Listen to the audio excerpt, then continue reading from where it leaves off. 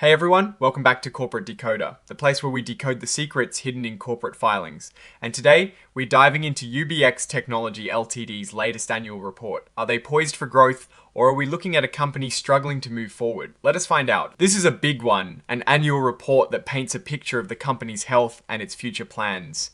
We are going to break down the financials, understand their business strategy, and pinpoint the risks they are facing. Let's start where most people care about with the money for the year ending the 30th of June 2025.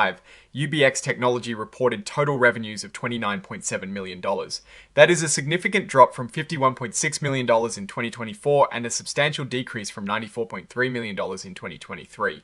This is a huge red flag, basically losing almost half their business in just 1 year. Looking at the breakdown, the main culprit is their digital promotion services. Revenues here fell from $37.8 million in 2024 to $25.9 million in 2025. The number of clicks dropped from 82 million to 47 million. That is a nearly 43% decrease in clicks, which directly impacted their revenue. It seems like fewer customers are ordering these services, and the company blames it on the overall economic downturn. Their risk assessment services also took a hit, falling from $8.7 million in 2024 to $3.4 million in 2025.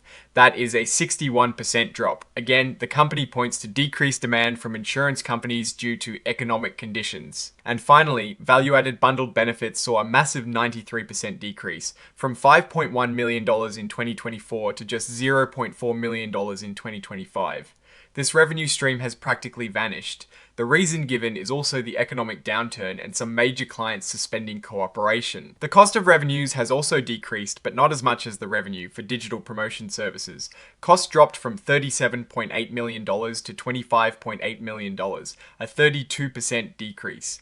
This means their profit margins are shrinking. And that brings us to gross profit. It is down to just $0.3 million in 2025 from $0.7 million in 2024.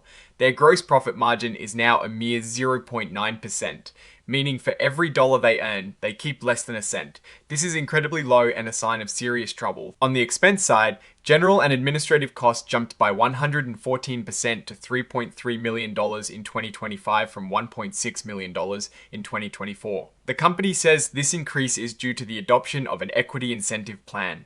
While it is good to incentivize employees, it is concerning to see such a large increase in overhead when revenues are plummeting. All of this translates to a net loss. For the year ended the 30th of June 2025, UBX Technology reported a net loss of $2.7 million.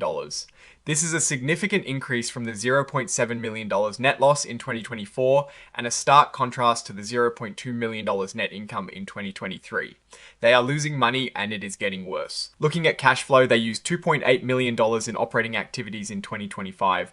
This is also more than the $1.3 million they used in 2024, indicating they are burning through cash faster than before. However, on a brighter note, their cash position has improved.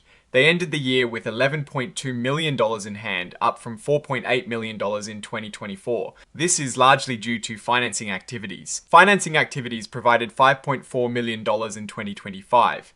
This came from issuing shares and getting short-term loans.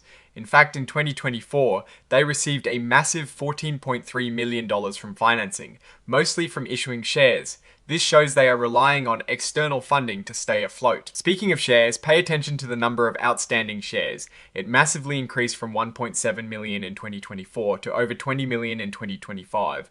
This is post their initial public offering and a private placement, which means existing shareholders are seeing their ownership percentage diluted. On the bright side, the par value of their shares is very low, basically almost zero, which is common for companies trying to appear more affordable. Now, for the people running the show, Jian Chen, the chief executive officer, is also the founder. He has a strong background in tech companies like Autohome. He seems to be the driving force behind the company's strategy.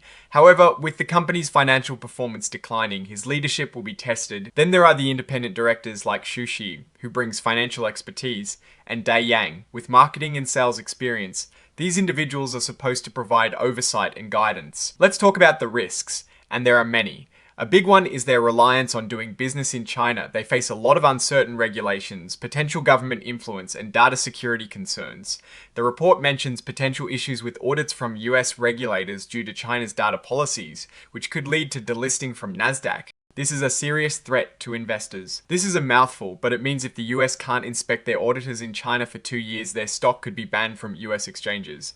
Imagine owning a stock that suddenly can't be traded. That is a huge risk. Their core business model is providing digital promotion, risk assessment, and bundled benefits to insurance companies using AI. While AI and big data are buzzwords, their revenue shows a sharp decline in these areas, especially digital promotion services. It seems their customers are cutting back, likely due to economic pressures and maybe less effective services compared to competitors. Their strategy to boost growth includes enhancing digital promotion, improving their content platform, strengthening partnerships with insurance carriers, increasing technology capabilities, expanding into life and health insurance, and developing overseas markets, particularly in Southeast Asia. These are all good ideas. But with revenues falling and costs rising, executing them will be a challenge. They themselves admit their operating history is short and their business model is still evolving. This makes it hard to predict their future and adds to the uncertainty for investors. Our opinion, your opinion, so what is the verdict on UBX Technology Limited? Well, the financial numbers speak for themselves. A sharp decline in revenue, shrinking gross margins, and increasing net losses are major warning signs.